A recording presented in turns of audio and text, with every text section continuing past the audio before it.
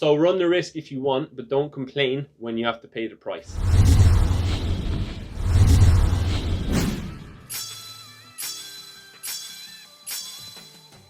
Okay guys, hello and welcome back to my YouTube channel. So today I want to talk about CrossFit. I hear a lot of people talking a lot of shit about CrossFit, and I want to give you my 2 cents on the topic.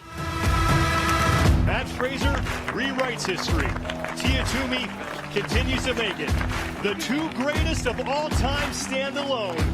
They are the fittest on earth and the fittest in history. So CrossFit, do or not to do? Well, first of all, I see a good few YouTubers against it. For example, I saw this guy on the Joe Rogan show. Basically, this guy lists off about 4 or 5 problems as to why CrossFit isn't so good, okay? And I just want to do a quick reaction to that video to start off. There's got to be a bunch of CrossFit people out there right now that are screaming into their phones. They're wrong. All due respect. They're wrong. I like how you say all They're due wrong. respect. With all due respect, they're wrong. Let me tell you why. Okay. CrossFit's problem is it's fatigue seeking. Yes. It says, look, go out there and burn yourself out. Fatigue seeking. Is that not what we're trying to do when we're exercising, is seek fatigue? This guy must be having a laugh. I know what he's trying to say. Let's listen to what he has to say quickly, and then I'll say a little bit more. It says, look, go out there and burn yourself out. No, we didn't say go out there and burn yourself out. We said go out there and train hard. Show me a guy who's a champion in CrossFit, champion in Jiu-Jitsu.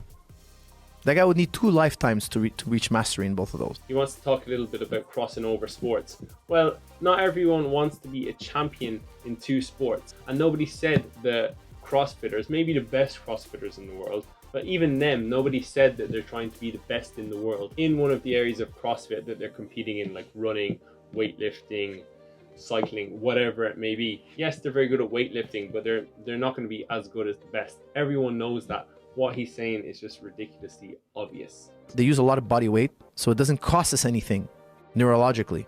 Body weight exercises are very easy to recover from. Body weight exercises are very easy on the nervous system. Hey, are you having a laugh? Body weight exercises are not easy to recover from, and they are very taxing on the nervous system. Let's take a track session, for example. Let's use a 400-meter runner. I bet you if you ask any 400-meter runner, they go out there and do 400-meter splits. Was that taxing on your nervous system? Yes, it was, because I just sprinted for 200 meters, absolutely flat out, twice in a row. Very taxing on the nervous system. And there's plenty of other exercises that can tax your nervous system with body weight. And of course, that is dependent on how strong you are. So for example, someone that's not very good at pull-ups, that can do 1 or 2 pull-ups at most, that is going to be very, very taxing on your nervous system. It requires maximal muscle recruitment for those muscles that we're trying to exercise. If you're someone that's able to do 20 or 30 pull-ups, then no, obviously not. It's not going to be taxing on your nervous system. But it depends on the exercise, and that is just an absolutely ridiculous thing to say.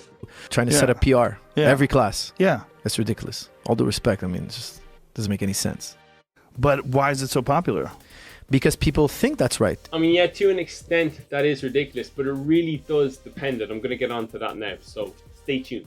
So let's talk a little bit more about what people have against CrossFit. Things like AMRAPs, as many reps as possible, that stands for workouts for time, maximal effort, competitions during training. People have a problem with that. Are you having a laugh? Most people are too effing lazy at the best of times to put in 50% effort, let alone maximal effort. Now, I'm not talking about the guys that are the best in the world. I'm talking about the majority of people that love to do CrossFit. Like, you really think that most people that do CrossFit are maxing out every time they go there? And even if they are, so what? It doesn't mean they're doing it every single session.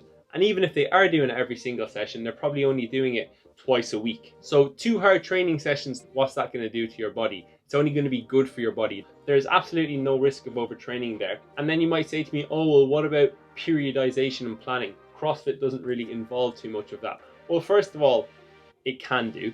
And second of all, if I had to choose between working really hard, not periodizing my training and planning my training, or planning and periodizing my training and not working very hard at all, I'm picking the first one every single time. Yeah, if you can plan, periodize your training and work really hard, then perfect. But I promise you, you will plateau very soon with regards to your improvements or your strength or your muscle building or your fitness, endurance, whatever. You're going to plateau very soon if you don't have a good work ethic. Most people's problem is that they just simply don't train hard enough. And again, I'm talking about the general public because that's the majority of people that do CrossFit. I honestly can't even tell you how lazy the average person is in terms of working towards 100% effort. I'm not saying that they're super lazy just in general, but if we're talking about maximal effort, I promise you that most people aren't even getting close to that while they're training. So let's just forget about this nonsense saying that CrossFit is overtraining you. It's ridiculous. And what's more, things like AMRAPs and other maximal effort workouts are literally the best way to build character. And if you're going to bitch about injury and good form every second of the day, then fuck that. That is just an excuse to do less. Furthermore, if you actually use good technique during CrossFit, you actually massively reduce the risk of injury. Take the clean and press, for example, which is quite an advanced movement. A good coach, or most coaches, won't let you go to maximal effort with those kind of exercises unless you actually have good technique. And over time, as you build up and up and up towards putting more effort in, your body's going to adapt, your joints are going to adapt, your range of movement should at least improve a bit. And no one, I hope, is ever told to go to maximum effort, or at least they shouldn't be. And I know most CrossFit centers wouldn't promote this, to go to maximal effort in a workout or an exercise that they're not proficient in.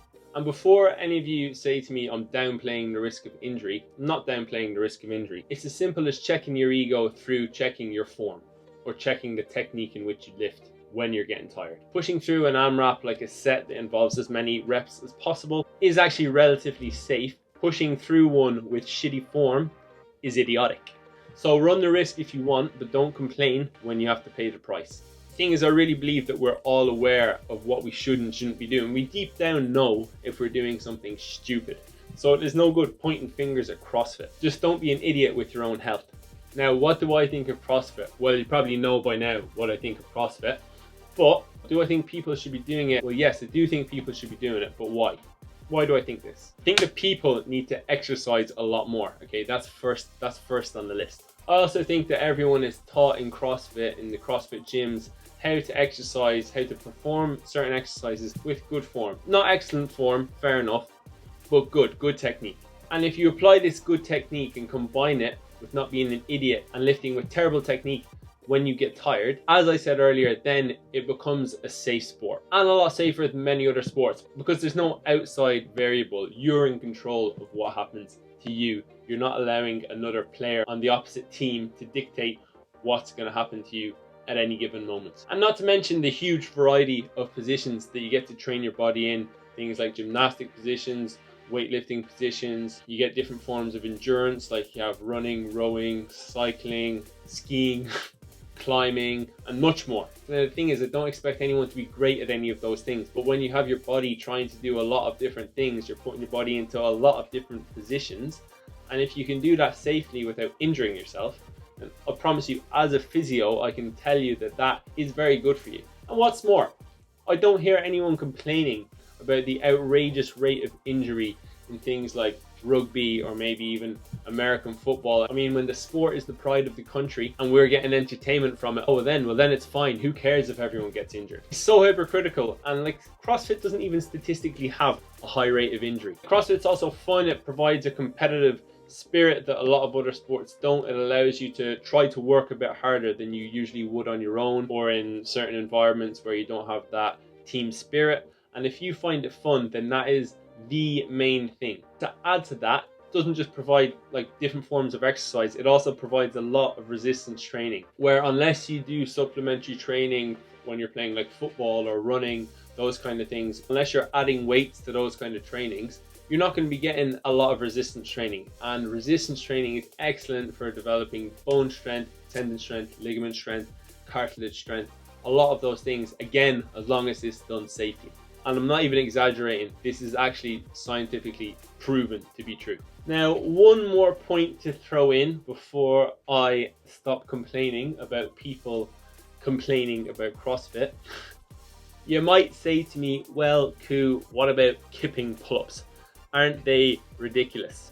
No, they're not ridiculous. They're different, and let me explain why. Like, I don't do kipping pull-ups in the gym. I do standard pull-ups. I try to do pull-ups with decent form. In CrossFit, one of the reasons they do it is a form of measuring a pull-up. Let's get real, you can't really measure if someone's doing 1 rep of a pull-up once. Let's say if someone's going for 20 reps in a pull-up. Once they get to around 10 reps, they're going to start bringing their legs into it a little bit. No matter how good you are at pull-ups, you will always get an extra 3, 4, 5 pull-ups just by kicking your legs a tiny bit but keeping some strict form. At least with kipping pull-ups, the only rules are lock out your arms, get your chin over the bar.